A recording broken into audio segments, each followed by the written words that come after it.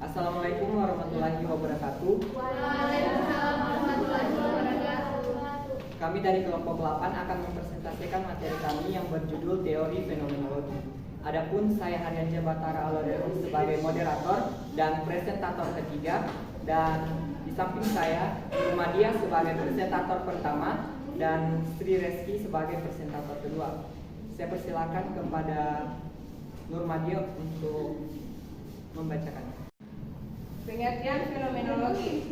Fenomenologi berasal dari kata Yunani phenomenon yang berarti menunjukkan diri. Fenomenologi berarti pengetahuan dalam artian apa yang dipersepsikan oleh seseorang, apa yang dirasakan dan diketahui melalui kesadaran atau pengalamannya. Fenomenologi merupakan sebuah studi dalam bidang filsafat yang mempelajari manusia sebagai sebuah fenomena. Fenomenologi juga merupakan salah satu jenis metode penelitian kuantitatif, di mana metode ini digunakan untuk mengungkapkan esensi serta makna sekumpulan individu. Fenomenologi menjadi metode penelitian yang dekat dengan filsafat dan psikologi. Selanjutnya, asumsi fenomenologi. Menurut Smart POV melalui Encyclopedia of Communication Theory 2009, fenomenologi memiliki 5 asumsi dasar, yaitu yang pertama, asumsi penolakan adalah gagasan bahwa para peneliti dapat bersikap objektif. Yang kedua adalah bahwa pemahaman yang mendalam terdapat sifat dan arti dalam kehidupan, terletak pada analisis praktik kehidupan yang dilakukan oleh manusia dalam kesehariannya. Asumsi yang ketiga adalah ekspoliasi manusia yang bertentangan dengan individu adalah hal yang sangat penting dalam fenomenologi. Selanjutnya, asumsi yang keempat adalah bagaimana manusia dikondisikan dalam sebuah proses penelitian. Asumsi yang kelima adalah berkaitan dengan proses fenomenologi adalah sebuah metodologi yang berorientasi pada penemuan yang secara spesifik tidak menentukan sebelumnya apa yang akan menjadi temuannya. Selanjutnya presentator kedua. Selanjutnya saya persilakan kepada presentator kedua untuk menjelaskan materinya. Baik, terima kasih kepada moderator. Langsung saja masuk kepada tokoh-tokoh fenomenologi. Yang pertama yaitu Edmund Husserl. Filsafat fenomenologi dengan tokohnya yang terkenal yaitu Edmund Gustav Albert Husserl pada tahun 1859 sampai 1938. Dialah perintis dari fenomenologi dan bisa dikatakan sebagai bapak fenomenologi. Fenomenologi adalah gerakan filsafat yang dipelajari oleh Edmund Husserl, salah satu arus pemikiran yang paling berpengaruh pada abad ke-20. Metode fenomenologi menurut Husserl menekankan satu hal penting, yaitu penundaan keputusan. Penundaan keputusan harus ditunda atau epoch atau dikurung atau bracketing untuk memahami fenomena. Pengetahuan yang kita miliki tentang fenomena itu harus kita tinggalkan atau lepaskan dulu agar fenomena itu dapat menampakkan dirinya sendiri. Untuk memahami filsafat Husserl ada beberapa kata kunci yang perlu diketahui. Di antaranya, fenomena adalah realitas esensi atau dalam fenomena terkandung pula nomena atau sesuatu yang berada di balik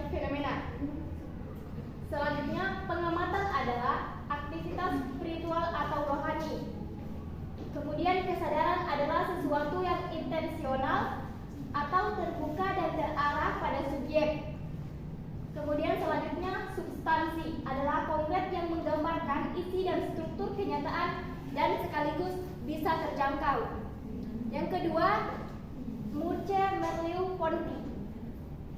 Maurice Merleau-Ponty lahir di Roquefort-sur-Mer, Charente-Maritime, Prancis pada 14 Maret 1908. Dia harus menelan pil pahit ditinggal mati ayahnya pada Perang Dunia I. Tokoh-tokoh yang mempengaruhi pemikiran Ponty diantaranya Edmund Husserl, Martin Heidegger, dan Jean-Paul Sartre. Sebagaimana halnya Husserl, ia yakin seorang filosof benar-benar harus memulai kegiatannya dengan meneliti pengalamannya sendiri tentang realitas. Dengan begitu ia menjauhkan diri dari dua ekstrim, yaitu pertama, hanya meneliti atau mengulangi penelitian tentang apa yang telah dikatakan orang tentang realita, dan yang kedua, hanya memperhatikan segi-segi luar dari pengalaman tanpa menyebut-nyebut realitas sama sekali. Ketiga, Martin Heidegger. Martin Heidegger lahir pada tanggal 26 September 1889 di Meskiet, Jerman. Heidegger lebih dikenal sebagai seorang filsuf dari Jerman ketimbang pakar fenomenologi.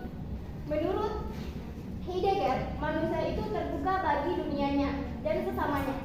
Kemampuan seseorang untuk bereksistensi dengan hal-hal yang ada di luar dirinya karena memiliki kemampuan seperti kepekaan, pengertian, pemahaman, perkataan, atau pembicaraan. Heidegger menjadi salah satu filsafat yang fenomenal karena ia menggabungkan tentang konsep suasana hati atau mood.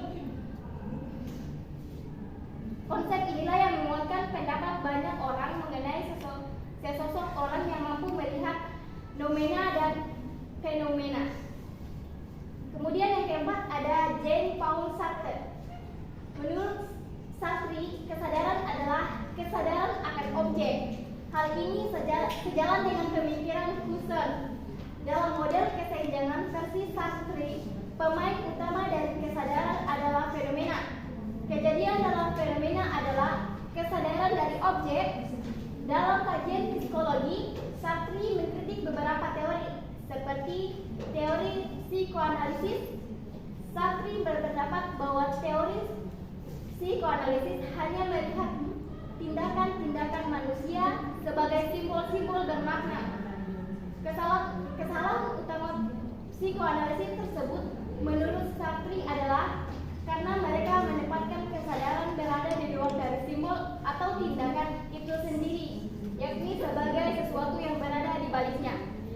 Baik, itu saja, saya kembalikan kepada moderator. Saya akan melanjutkan materi dari presentator kedua. Itu materi yang keempat, cara kerja fenomenologi. Teori fenomenologi telah menjadi sebuah metode penelitian yang disebut dengan penelitian fenomenologi. Teknik pengumpulan data dalam penelitian fenomenologi dilakukan dengan wawancara yang mendalam dengan informan untuk mengungkapkan alur kesadaran serta mengajukan pertanyaan secara lisan dan langsung, dalam hal ini bertatap muka dengan informan yang telah ditetapkan.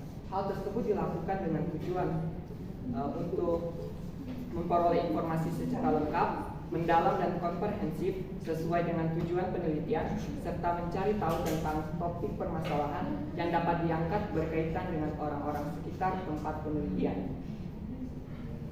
Yang kelima adalah sejarah fenomenologi. Sejarah awal mula munculnya filsafat fenomenologi berkembang pada abad ke-15 dan ke-16. Pada masa itu terjadi perubahan besar dalam diri manusia tentang perspektif dirinya di dunia ini. Pada abad sebelumnya, manusia selalu memandang segala hal dari sudut pandang ketuhanan. Selanjutnya, terjadilah gelombang besar modernitas pada kala itu yang mengubah sudut pandang pemikiran tersebut.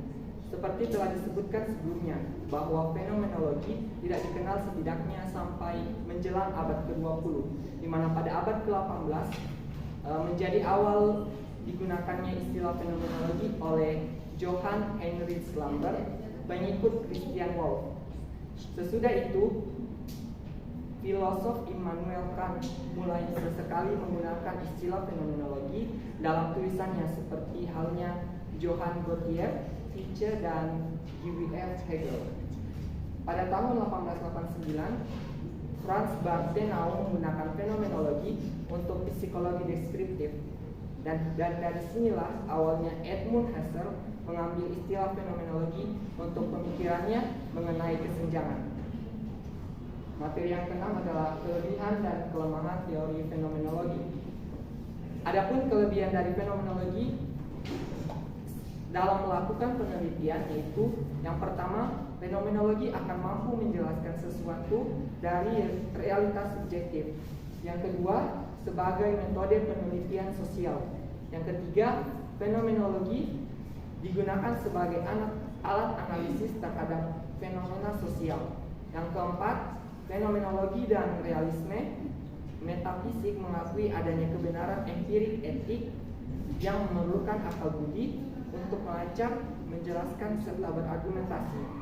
Yang kelima, fenomenologi pada aplikasinya bahwa peneliti dalam berilmu pengetahuan tidak dapat lepas dari pandangan moralnya, baik taraf, mengamati, dan lainnya. Yang keenam, fenomenologi bukan hanya menampilkan teori dan konseptualisasi yang sekedar berisi anjuran atau imperatif, melainkan mengangkat makna etika dalam berteori dan berkonsep. Adapun kelemahan-kelemahan teori fenomenologi yaitu sebagai berikut. Yang pertama, di dalam fenomenologi, realitas berupa penampilan dan pengalaman hanya dapat memahami realitas melalui indera-indera. Yang kedua, masih ada beberapa problematik tentang aksi yang dianggap sebagai perilaku bermakna subjektif yang perlu penyempurnaan. Yang ketiga, metodologi Seller atau pembelaan ketidakberpihakan dianggap tidak jelas dalam penelitian fenomenologi. Itulah presentasi dari kelompok kami, dan sekarang kami akan membuka sesi tanya jawab dengan membatasi satu pertanyaan. Kepada teman-teman yang ingin bertanya, kami persilakan.